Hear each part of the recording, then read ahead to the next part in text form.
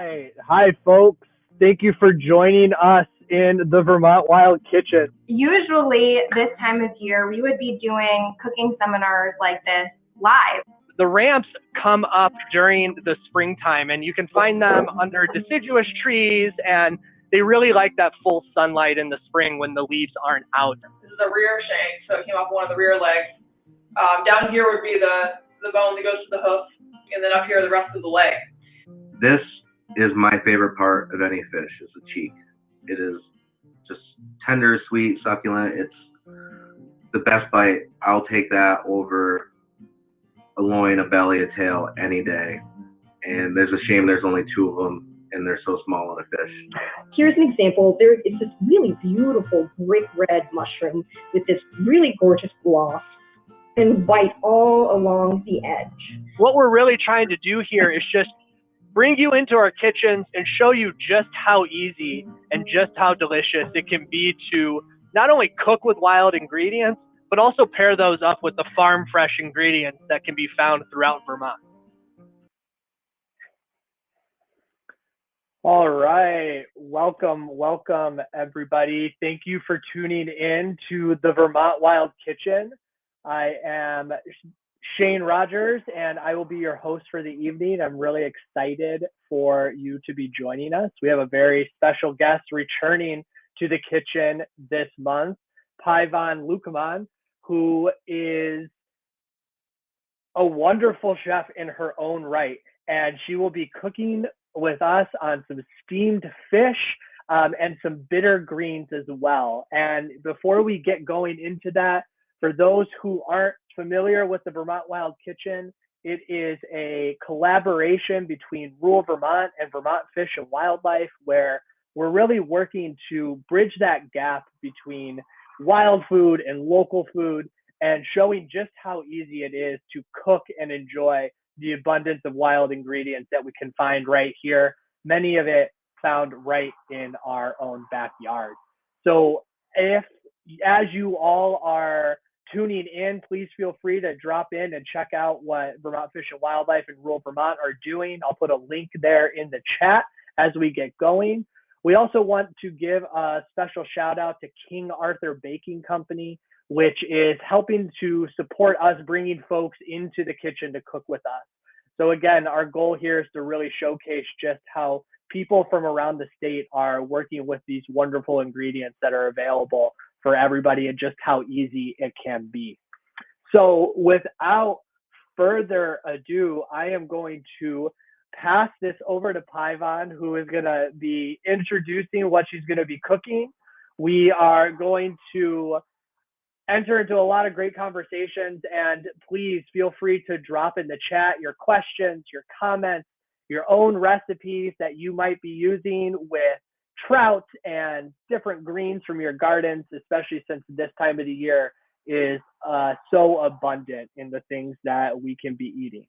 So with that being said, Phayvanh, thank you for joining us in the Vermont Wild Kitchen. We are so glad to have you back. Yeah, I'm glad to be here. And thanks for inviting me again. I'm glad that my premiere with you didn't sink all hopes of returning. It went splendidly with the live audience last time. Honestly, one of the better episodes that we have ever done. So we're so happy to have you here. Great. I was expecting a live audience tonight, but it seems like they all stood me up. So I'm going to harass them online right now and tell them all the awesome things that they're missing out on. So today I was lucky enough to get some trout from Nicole at Fish and Wildlife from their hatchery in Rochester. And I also picked up some salmon because this dish also is made really well with salmon too. That's a good compliment. So it's called mokba, which is the Laotian term for steamed fish in banana leaf, or basically steamed fish pocket. So you can use a banana leaf, that's traditional, or you can use some foil. I'd probably recommend foil if you're going to cook this over the campfire. So if you have freshly caught fish, this is a really wonderful thing to do, especially if you already make up the paste ahead of time and you have that sitting in your cooler.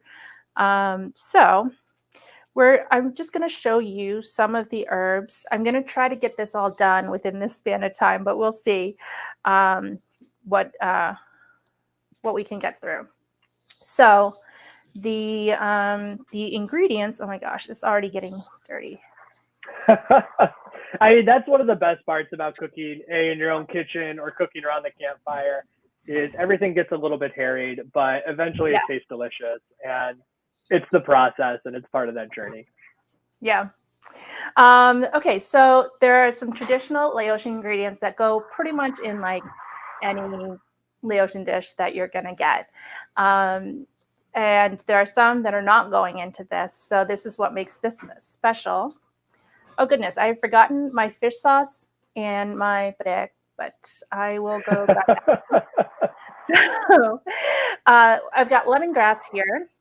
And lemongrass is something that you actually can grow in Vermont. And if you want to, it doesn't overwinter well. So if you want to keep it throughout the year, you can put it in a bucket to bring inside or repot it.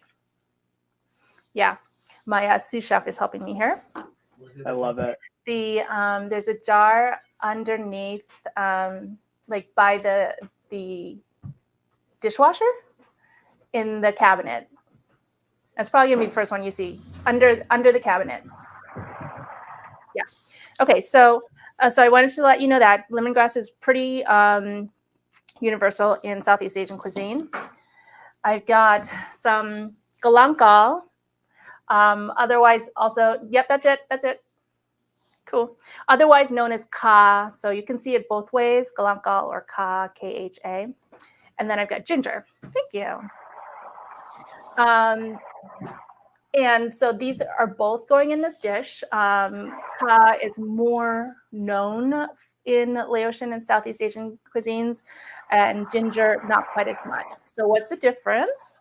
I'm going to show you, because they both look the same. They're very similar plant. And so ginger, you'll be able to tell, has like a papery kind of like peel to it. And galangkal does not. It's pretty bare. And galangkal, just like lemongrass, can grow in Vermont. I haven't found any local purveyors yet. So if there are any farmers looking for a new crop, I'm sure that there would be a lot of people who would be interested in buying local galangkal. So this is a different kind of spice level. It's not as like spicy, tangy as ginger. What it adds is a bit of bitterness and sort of earthy undertone, more earthy than this other rhizome. So that's the difference there. We have some shallots. I got these from the Feast farm stand. So Feast is a like the Meals on Wheels program in Montpelier, and they actually have their own farm, which they use to grow their ingredients. And so they asked me once when I was picking up these shallots, there's like, well, how do you know the difference between shallot and a red onion? And I was like, well, here's how you can tell. It's because shallots, like garlic, that you can kind of feel it from the outside that it has some cloves. So when you peel it apart, it should have like 1 to 2, it should have like 2, sometimes 3 sections, depending on the type of shallot. So this came off of this one. So red onion is just like a globe, like a regular onion. So it won't have that sort of clove thing to it. And then we'll have dill and we have some hot peppers. So I'm just gonna cut. Oh, look at my fancy new commissioned knife. This I love it. It's gleaming. Yeah, beautiful. So what we're going to do now is we're going to make the paste. And so this is how a lot of the seasoning happens when you're looking at curries or stir fries, is that we start with making the paste. And so what we're going to do is we're going to put it all together in the mortar and pestle. So this is also a traditional tool that's used, and you've probably seen some in the stores that are really small that people use for spices and stuff. We cook often with this. So the first step. And we're calling today's segment the Wild Laotian. And one of the things I remember from last year you talking about is really uplifting bitter flavor profiles in Laotian cuisine. Mm-hmm. So I really loved that because I feel like that's always missing from a lot of the cuisine that you see kind of running around, especially associated here with wild foods and local foods. So it's really neat to be able to see you continue to kind of explore and celebrate that. Yeah, bitterness. Oh, so what I just did while you were talking is I have some sticky rice that's been soaking, and it's ready. And so people will ask, when do you know when your sticky rice is ready to use once it's soaked? I use the bite method. So if it crumbles between my teeth, it's ready. So this is an important part of the, I don't know if we can see it here better, of the paste. So this is like a binder. And so what we're going to do is we're going to crush it up, get all the starches out of there. And the finer you get it, the less of the grain you'll have as part of the finished product. So that's up to you how like rustic you want to get it. I actually have a visitor right now, Daniel. That's your live audience, Phayvanh. My live audience has come to join me. Yeah, you should This take is also one of my favorite parts about the Vermont Wild Kitchen, of how many cats and animals and partners and children are always running around the kitchens that we're cooking in. So you know that it's made at home. And again, folks, these are all things that you can be doing as you explore the different ingredients and maybe learn some new tricks and trades for your dinners as you're moving through the busy world that we're in. Yeah, so thanks for being generous with having Kermit show up. He's a curious cat. So the sticky rice you're going to use is otherwise known as sweet rice or glutinous rice, and it's a really thick short grain, and it's basically our staple grain for Laotian food. Unlike other places where like maybe they'll eat jasmine rice, the sticky rice is mostly what we eat. Okay, so I'm going to put these in here. So let me show you. I don't know if you want to zoom in on this one, Joe. That it's pretty ground. So once you can also do this in the food processor if you don't have one of these things. But I like to, work up my arms. Great. So now we're going to mince everything because it's all going to go in here. And I'm also not a recipe person. I'm just a process person. Like, if it feels good, it's probably good. So I feel like that's the best way to cook in the kitchen, to be honest. I always buck against the recipes anyway, and it usually turns out well. Yeah, because you also have to alter the recipes to your own taste and what you have available. Exactly. Now, for some of the ingredients like kha, for instance, if folks haven't run into that, where would you suggest people look for that around the state? Like, where did you pick it up for yourself? I believe I went to the Asian market in Burlington. Most of the Asian markets, especially if they have Southeast Asian type of things, like if you find lemongrass or green papaya at these markets, then most likely they might carry the galangal as well. So I wouldn't go to like an Indian market because I wouldn't expect to have it there because it's not really a part of their cuisine. So you kind of have to go to a place that has Southeast Asian focus. I have tried looking for, I think I might have seen it at the Montpelier Co-op once in a while, but I don't know if it's a big thing that they keep in stock or not. So your best bet is going to go to the Asian market that's nearest you. And if they don't have it, you could probably special order it. So ka or kalanka. And yeah, support those local Asian markets. So this is an encouragement for anyone who's growing to like grow and sell some lemongrass and grow and sell some galangal, because we have, I mean, you, at least in me, have a ready market. So I'm paging rural Vermont and all of their members, if any of the farmers are looking for another crop to be putting in the ground, clearly would be appreciated.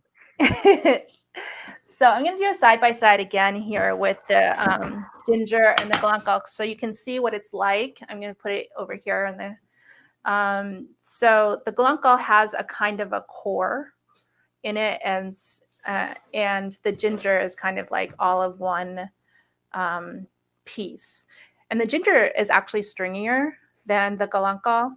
And so if you wanted to stock up and say, I want to buy like a lot of galangal because I'm not going to go to the Asian market very often, you can buy a big root like this, and you can preserve it by slicing it and dehydrating it, because that's what I do. And you can also, at the Asian markets, find them in a powder form too, if you don't want to have a live root in your fridge drawer. Nice. I'm not even going to bother peeling this. So going to put some of this in here. So this is all flavoring the paste. So basically there's three ingredient types that you're going to put in here. You're going to put in the fish or protein if you don't want to use tofu or pork or something like that. And then you're going to have the spice mix. And then you're going to have your aromatic herbs. So all three are going to get stirred together, and then it'll get steamed. And steaming is a very, it's a process that we do a lot in Laotian cuisine. Because that's actually how we make our sticky rice. And so so while we have that going on, we can steam other things too. We have steamed desserts, steamed fish, obviously. Let's see, what else is going in here? I think that's what And you had mentioned being able to potentially cook this in a campfire. Is there any particular equipment, if folks don't have a campfire going, that may be beneficial that you're going to be showing, or can you kind of pull it together with pots and pans that are in your pantry? Oh yeah, you can use any steam equipment that you have. I would recommend, so on the campfire, it's basically going to steam inside the pouch. So you do it like you would do any sort of foil packet, and at home you just use whatever steamer situation you have. Nice. I'm putting a little bit more liquid in here because it's getting hard to get this. I know in my kitchen we have this bottom steamer basket that was left from probably 3 houses ago that we lived in, that has just traveled with us and works as the steamer for everything from dumplings to tamales to what will inevitably be and eventually be steamed fish after this episode. So it definitely is possible, folks, and pretty easy. Yeah, it's splattering on me. I don't know if you can tell. I'm getting very energetic with this pounding. So yeah, you don't need to go out and buy any extra equipment. Laotian food at its core is pretty rustic. So you can pound, but you can also just use your food processor or blender if you don't even have a food processor. Okay, so that is our paste. And I'm leaving it pretty rough because I like to, I like to taste the shallots and the garlic. and these little pieces. So if you want a little finer kind of paste, you're welcome to do that. And I think food processor would probably be the best. And in that case, you're probably going to make a pretty big batch. Okay, so could you make a bunch of this ahead of time too, and put this up in your refrigerator or your freezer, or is there any way to preserve it, especially with seemingly all the muscle work that you're doing? Yeah, I would recommend like making it a day or two in advance and keeping it in your fridge, because we have the raw ingredients and the onions. I'm not sure that it will freeze well. Very, very good point. But you could also keep them separate if you really like. I like to prep way beforehand when I'm going camping, so I have things like ready to cook. What you can do is you can leave out the shallots, I suppose, and then just add them as part of the aromatic mix. Nice. Yeah. Okay, so fish. Have some salmon here because we're going to have this for dinner.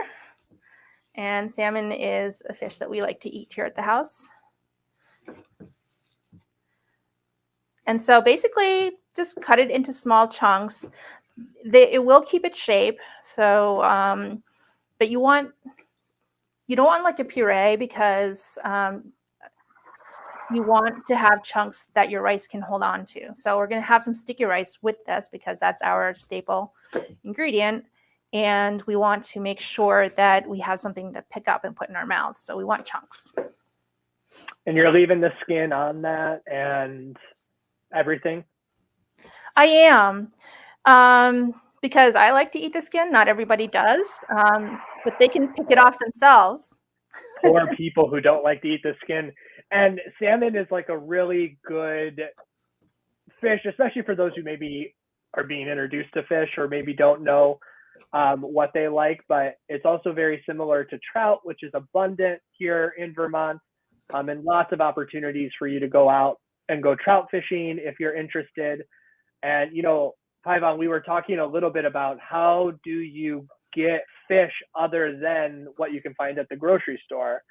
And I was racking my brain, and, you know, I think it's actually pretty difficult here. There isn't a huge culture of people selling a lot of fish. There's places like Ray's in Burlington that you might be able to find some perch. But a lot of it is with those relationships that you're building and reaching out to Fish and Wildlife, right? They do a lot of clinics about how to get out there and try to make this more accessible for folks to be able to start catching some of it themselves and preparing it too. But while this is the Vermont Wild Kitchen, you very clearly can use these ingredients that you're finding in the grocery stores too. It's all applicable and very amendable. Yeah, I think that fishing people probably sell to markets like Ray's. I know they sell to restaurants like the Wayside. The Wayside has perch on special every March. Okay, so I've got this. Not sure about the proportion. I might need to add more fish. We'll see. But we're gonna just use our hands or a bowl if you don't like to get your hands dirty. And we'll get it all in here, all mixed up. And then we're gonna add the aromatics. So I didn't plan this part. I have to go wash my hands. So I got to step away for just a second, okay? No worries, yeah. And this, folks, I mean, it's a great example of how you could do this with family members, with kids too, kind of getting their hands dirty, getting it in the bowl, involving others that are involved. And, you know, while Phayvanh is washing her hands, which is always a good idea as you're prepping food of any sort, I just dropped in the chat a video on how to go about targeting trout with spinning gear. I would encourage you all to check out Vermont Fish and Wildlife. They have a ton of clinics around fishing every single year. And we're just gearing up for some wonderful fall fishing that's going going to be tasty. And for folks who are looking for some farm fresh ingredients, again, don't forget to check out your local farm stand. There are people all around the state, many members of Vermont and other associations that are working hard to prepare and grow some really delicious and yummy food that pairs really nicely with a whole range of ingredients. One of the reasons why I love having you on here, Phayvanh, is because so often when you think about wild food here in Vermont, or you think about local food, the same recipes always come to mind, right? Like people having grass-fed burgers or something very much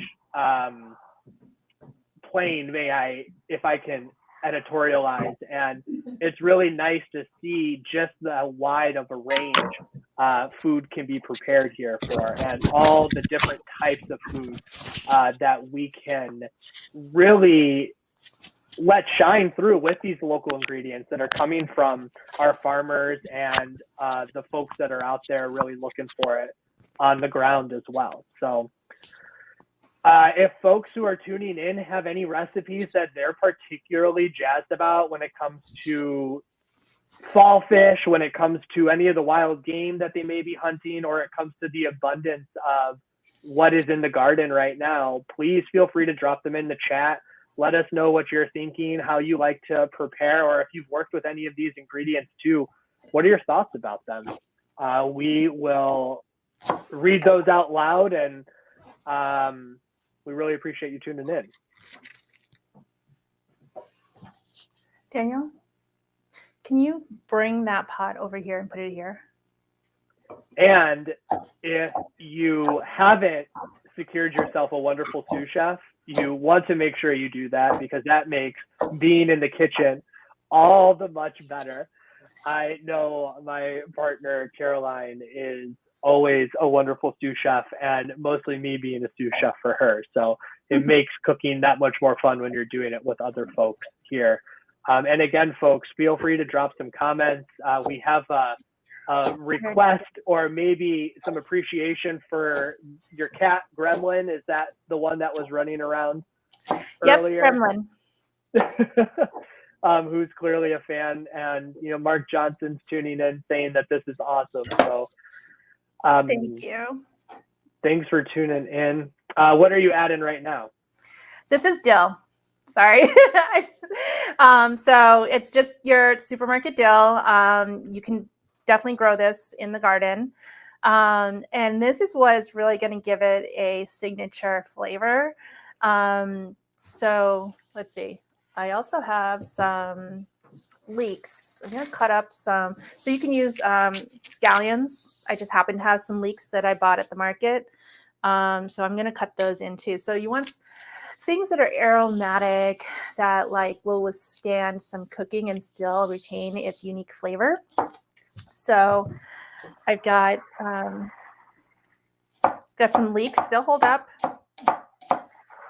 And the dill, the dill is not actually used in a lot of the Lao dishes. It's so overpowering, and so you want to put it in something where it will really shine. And so here, along with the fish, it'll be just really noticeable. And what we do like in Laotian cooking is we eat with our eyes, but we also eat with our nose. So whatever smells really delicious, that's what we're going to want to, that's part of the allure here. Okay, so I just put in leeks. I just put in dill. And so I'm going to use a spoon so that I don't have to go wash my hands again. So I'm just going to stir this around. And you see here, I've got my steamer basket going. I don't know if you can see that. This is a traditional steamer basket. And so I just cooked some sticky rice in there. And I just thought, instead of using the other steamer situation that I have, which is pretty kind of probably what any American would have in their kitchen, I just wanted to show you that there's a lot of different ways you can have steamed food. So what I'm going to use is banana leaf. You can get these frozen. They're typically going to be frozen when you see them, unless you're living in banana country. Not yet. So you'll see them in the Asian markets in the freezer. So they usually come in a big batch. I just steamed all of this. This is, so what I did was I just briefly steamed it so that it's pliable, so that if you don't do that, the leaves are really stiff and they're a little hard to do. They're a little hard to maneuver. Hey, Dan, could you give me some chopsticks or something? Not chopsticks, toothpicks? Okay. Yes, have a sous chef. Cook for him often. All right, so what we're going to do is we're going to make a packet, and you can use this with foil. So I've doubled up just because in case one of these leaves break, because they are really fibrous. So I've got two things here. You can definitely do this with foil. I do that sometimes when I don't have any banana leaves. So I'm just going to put it in here, and you're basically going to make a packet. And I'm not good at this. I embarrass my mother every time I try to do these things because they're like super ugly. Okay. And are you just pinching the sides in? Yeah. Oh, and you're rolling it. Okay. Yeah. So just honestly, it doesn't matter unless you have company and you want to impress them. However, you can get this packet to stay closed. Do it. What's most important is what's inside. So I look at that. I did it. So I'm just make a couple more, and then I'm going to put them into the steamer basket, and then it's going to cook for about 30 minutes. But I think we might not have enough time to see what they're like afterwards. But I think Shane, you might have a link or two to some finished versions. So yeah, and we dropped it earlier in the chat, and I'll drop it here again. But we're going to put in a link to a written recipe for this, and also a link for another video if you wanted to compare and contrast what was going on the Vermont Wild Kitchen with this video too. Yeah, I mean, mine's going to be the best, obviously. Of course. So some recipes will say, oh, you want to let it marinate before you actually put the packet together. Oh, you know what I forgot? I forgot to put in a piece of chili pepper. Signature ingredient here. Oh, I also forgot to put in the fish sauce. I'm going to do that before. Yeah, definitely. And I think this is one of the fun parts about, again, cooking in somebody's kitchen, because this is exactly what happened. I was making something yesterday where I forgot, I think, 3 ingredients that were added in at the last minute. Some type of bundt cake where it was missing vanilla, and then it was missing spices, and eventually we got there, and it was absolutely delicious.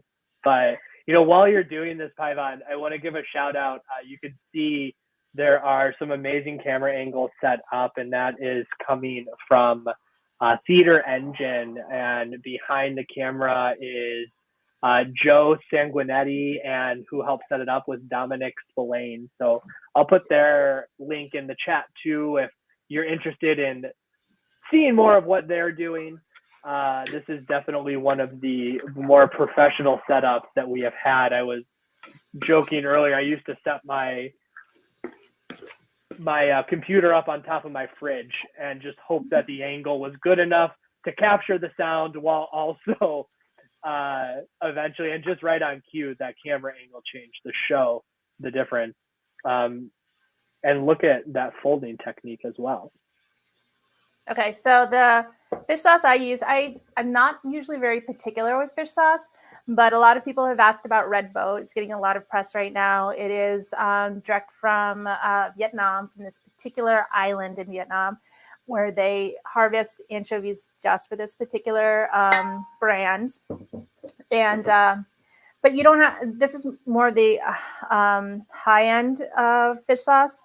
It doesn't really matter. Just go with what you like. And if you can't tell the difference, no big deal. Any fish sauce will do. And so I also added what's known as brek. Let me show it to you once I get this pouch done. Oh, I forgot the pepper again. This is what's good about this. Okay, I forgot. I'll put it right back in. Mark, I hope you're still enjoying this. Okay, so folding technique. Bring it up, two tops together, fold down, and then I take this bottom and then I pinch it up. It's kind of like if you're making a dumpling, you might know what this is like. Put the sides together and fold in. Then we're going to do the same thing on the other side. And this also does work with foil too. So foil likes to keep its creases. So there we go. And then one last fold over. And then, yeah, you're going to want to have these leaves well steamed so that you can make these folds. The other thing with banana leaves is don't use them straight out of the packet. You're going to want to, you want to steam it, but then to get it pliable. But you also want to wipe them down because, you know, there's just residue from the process. And so it's just like this. That's it. Just wipe it down. There may, because you might find some grit or something like that. So back to brek. I'm just going to show it on this table camera here. So this is something that my mom made for me. So I can't tell you exactly where to get it, but you can find something similar probably in the Asian food markets. So I don't have a brand to recommend right now. So what it is, it's the like very homey, rustic version of fish sauce. But so the fish sauce has been refined. You know, there's got no chunks in it or anything like that. This has got all the chunks. So you can see fish chunks and stuff like that in here. It's a ferment, and there's a lot of different cultures that use this particular type of fermented fish. So I think like the Romans had a version. It's really, this is like super stinky. So when people talk about stinky food in Laos, they're talking like, how much of this did they just put in? It looks delicious. And this is one of those things where I always wish I was in the kitchen with folks because the smells are undoubtedly amazing and add to the whole aroma. Yeah, so I'm lucky to get that from my mom, but and I'm experimenting with trying to make my own with local fish, but I haven't got very far in that recipe development. So if anyone What's the process for that look like? What does it look like to try to make your own and ferment it? Well, you put together all the ingredients, and then you let it sit in a cold, dark place in a crock for like 6 months. That's the basic process. It's my favorite part about fermentation. And then you taste it, and if it maybe doesn't taste exactly right, you put it back for another couple months and wait to see how it changes. Let it rot a little bit more. Exactly. Okay. So I just want to do a time check and see if we want to move on to something else. I think I've got 3 packets in here. If you feel good with that and you want to move on to the bitter greens, and yeah, let's do that. Okay. And just to recap, folks, you know, Phayvang's using salmon. She made this really wonderful aromatic paste with sticky rice and ka and ginger and shallots, and I'm trying to remember what else went into it. And also then combining that all together and letting that sit and throwing that together. Oh, and some dill. There you go. and letting that sit in the banana leaves. And again, you can roll that up in tin foil too if you don't have the banana leaves. And while she has a really amazing looking steamer going, you could also just use whatever's available right in your kitchen. And, you know, I know, Phayvanh, you in particular love to get out and forage. And I know this time of the year is pretty abundant, whether that is mushrooms or people's gardens that are, they're just overrun and letting you come pick it. And we were talking about apples, but I was wondering if you had any tips for folks who might be trying to supplement some of their food with wild foods or foods that they're finding for really, I guess, getting access to those places that they may not traditionally think they can go, whether that's picking from a friend's apple tree or a neighbor's apple tree. Or do you have anything that you do in particular? Well, I always ask permission if I know that it's on someone's property. And, you know, the worst they can say is no. If it's already posted, obviously don't go there. For like apples and stuff, typically pick drops as long as they look good enough to still use. I like to glean from gardens because I'm very limited in my gardening skills. Anyone who comes over now will know. And so sometimes I just put a post on Facebook or in a Buy Nothing group or something like that to say, hey, this is what I'm looking for. And some people will be like, oh, I've got that. So I think it's helpful to know what kind of food and kind of ingredients that you're looking for. And that will help you figure out how to obtain those things. Yeah, and Front Porch Forum is a great resource too. I put an ask out for apple drops last year and was just inundated with people begging me to come pick their apples off of their lawn, more or less, for them. And we were able to make a lot of really delicious cider from it, which was really neat and fun. Cool. So let's see, I'm going to just show you what I got here. I've already cut them up. So these are chrysanthemum. And I know not a lot of people know that you can eat chrysanthemum, but there are some seed companies, maybe I think Heimowing does have chrysanthemum seeds that you can grow for eating. So the flowers you can use, you can take the petals and use them for whatever kind of petal things you like to do, if it's on a salad or in tea or something like that. I make a pretty good flower fetty cake with flower petals. So this I found in an Asian market, and it was labeled Asian spinach. So I think that's a way for people to kind of tell like what it might taste like. So what I'm going to do is just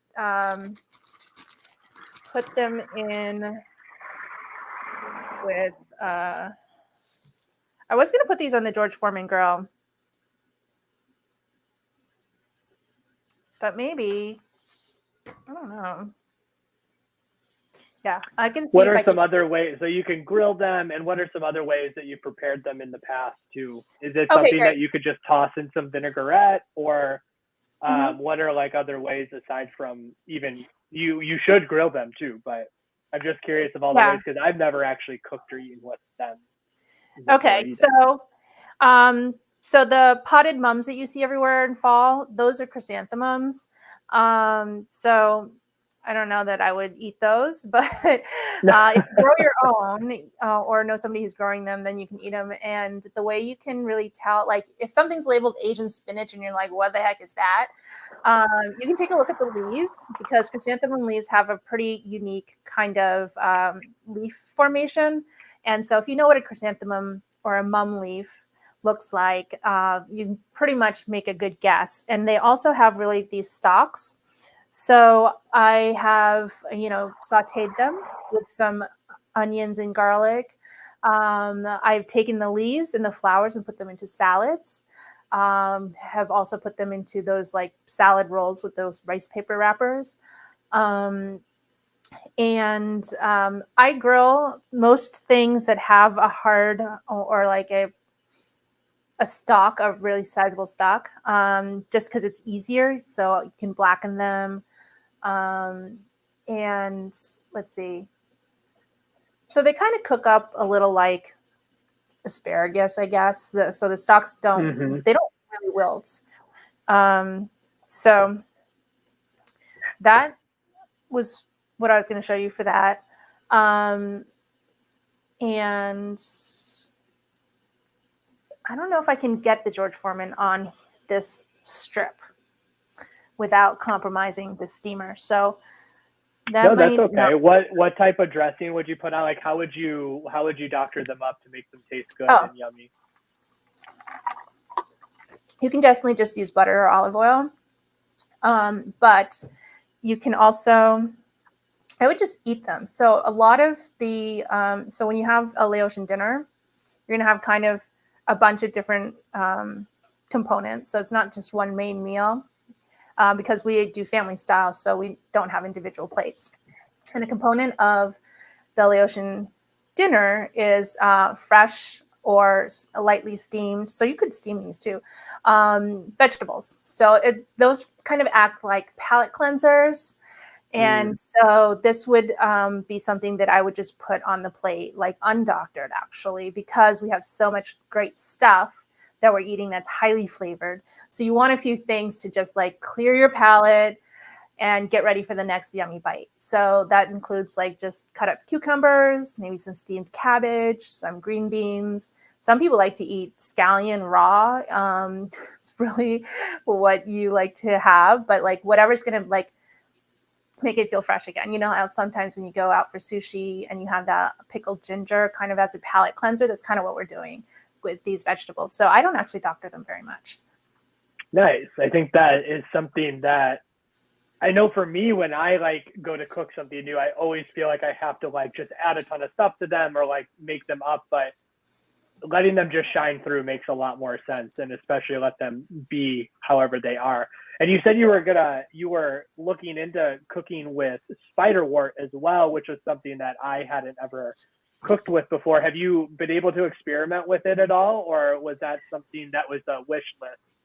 It was a wish list because I think I sent you a link for like how to prepare some of them. So basically, I'm the sort of person who's like, well, if I can grow it and it looks pretty and I can eat it, like that's a triple win, right? So I have spiderwort, and sometimes it just like spreads, and so it becomes a weed a little bit. And so I'm just like, well, there's so much of it, I got to figure out how to eat it. And so that was what I was going to want to do today, but I'm told it cooks up kind of like asparagus, but I would do the same thing as with these chrysanthemums. I would have it on the side so that I can just munch on it and have it as a palate cleanser onto my next thing. So I believe every part of the spiderwort, there are some varieties that aren't edible, so you want to just double check, but pretty much every part is edible. So you have the flowers, the leaves, the stalks, and the roots. So yeah, I'll get experimenting on that. Maybe next summer when they're in full bloom, I can highlight that. Yeah, and I think this is one of the things I really love too, is because there's so many things that are growing in our gardens, they're growing along our sidewalks in our backyards that are edible, and we just like pass them over. We have very tunnel vision. And one of the things that I think the show does I hope does a good job of, is showing just how much is available out there for us and how important it is for everybody to have access to it as well.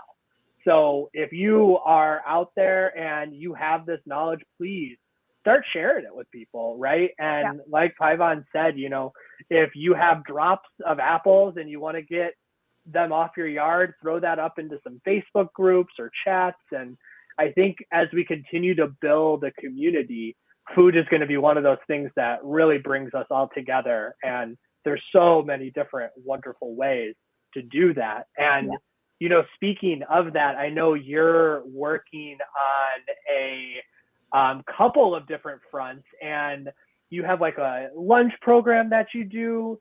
and you have a newsletter that you put out. Do you want to talk about that a little bit before we wrap ourselves up?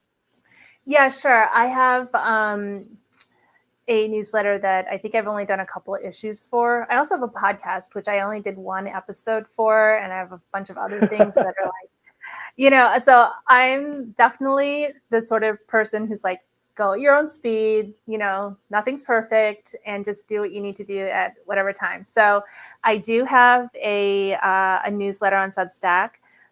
So I believe it's substack.com/Phayvanh. You can find it there. I have right now a monthly membership going on Ko-fi. So Ko-fi is like a Patreon alternative and it's run by artists for artists. And so I have some folks who sign up for a monthly membership. And with that, you get special invitations and some discounts. I'll be starting up lunch program again soon.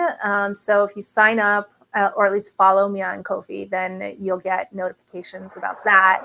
And so I've done prepared meals for folks, and that got a lot of traction. And sometimes I'll throw in like a Laotian kind of like papaya salad or something. So it's a really fun way for me to experiment, do recipe development, and have folks try the food and give me feedback, or just try the food and like it. So one last thing I wanted to share was what rice looks like at the once you've cooked it. So this is like the main staple. I'm going to put it on the table camera here. So this is like the main staple of Laotian cuisine. And so it is very sticky. So when you see sticky rice, that's like a Japanese sticky rice, it's not this. This is way stickier. And so we eat it with our hands, basically clump it into a ball and put it in our mouth. And then it's used because I said we want chunks in this fish. So this is what we're going to use to scoop up any flavor bites. So this is basically our spoon and fork. Our utensil is our rice. So this is accompanies pretty much every meal. So we're gonna eat our rice dish with that. And this is a traditional rice basket. So if you see these around, that's what they're for. And they're made of bamboo. There are villages in Laos that specialize in bamboo basketry. And so sometimes you'll find some really, really fancy ones. And definitely consider those special because they're all handmade. And is there a specific type of rice brand or anything that you particularly like? And I think folks might see sticky rice and just assume that it is all created equal. But what are you looking for if folks haven't necessarily gone into Lao sticky rice before? Well, I haven't had this yet, but the only U.S. grower that I know of, there's a Lao farmer down in North Carolina who's growing glutinous rice. I don't know who's carrying it right now, and I don't remember their name, but I'm not brand dependent because sometimes you just don't know which store is going to carry what. Mm-hmm. But what I typically look for is the new crop. So we're in 2022. And so usually there'll be like a ribbon that says new crop 2022. Or it'll have the date on it of the harvest. And so that's what I always go for, is like the newest, youngest rice. So if it doesn't have that designation, I don't know how long it's been around. I don't know how good it's going to be once I cook it. Yeah.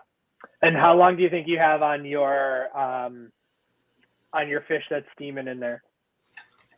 Well, let's take a look. See if I can just only imagine the smell that's just like permeating throughout your house right now, and it's making my mouth water just imagining it. Okay. Let's see if these are done. Most of the recipes say to cook them for like 30 minutes. But it's all approximate, How patient are you? You want to wait all those 30 minutes? These are going to need just a little bit more time, but I'll bring this to the table camera so you can see kind of how it is. We like to have really well-cooked fish here. So I'm just going to put these in. You want to hold it up just a little bit more. Oh, there we go. Perfect. I think it'll probably need just like 5 more minutes, but I won't make you suffer. No, there's no suffering. That looks so delicious and yummy. And honestly, a recipe that I know I am going to want to take back to my kitchen relatively soon. So we really appreciate you sharing that with us. And honestly, Phayvanh, it's been such a pleasure to have you in the Vermont Wild Kitchen with us again, and to just showing off all these wonderful ways to use all these great ingredients. We are in a season of abundance. There is so much wonderful food around, and there are amazing ways to prepare it that I encourage all of our viewers to just keep diving in on. And like we dropped a lot of links throughout this episode. Again, feel free to, we encourage you to sign up for Phayvanh's monthly membership, especially if you're in that Montpelier, Central Vermont area. And, I do make deliveries. And you do make what? I do make deliveries. I also make cakes, birthday cakes, and pies and stuff like that too. Most things are on request, but I'm happy to try and fulfill any food requests. Which, honestly, if you have ever seen any of her cakes or pies, they are otherworldly and look amazing. So definitely worth tuning in and seeing if you could snag one of those. And folks, for us here at the Vermont Wild Kitchen, we thank you so much for tuning in. And we thank, again, Vermont Fish and Wildlife in rural Vermont for helping to make this possible. One last plug I want to make is that rural Vermont is hosting its first quarterly member forum on September 22nd, which is also my birthday. So you know it's going to be a good day to do fun things.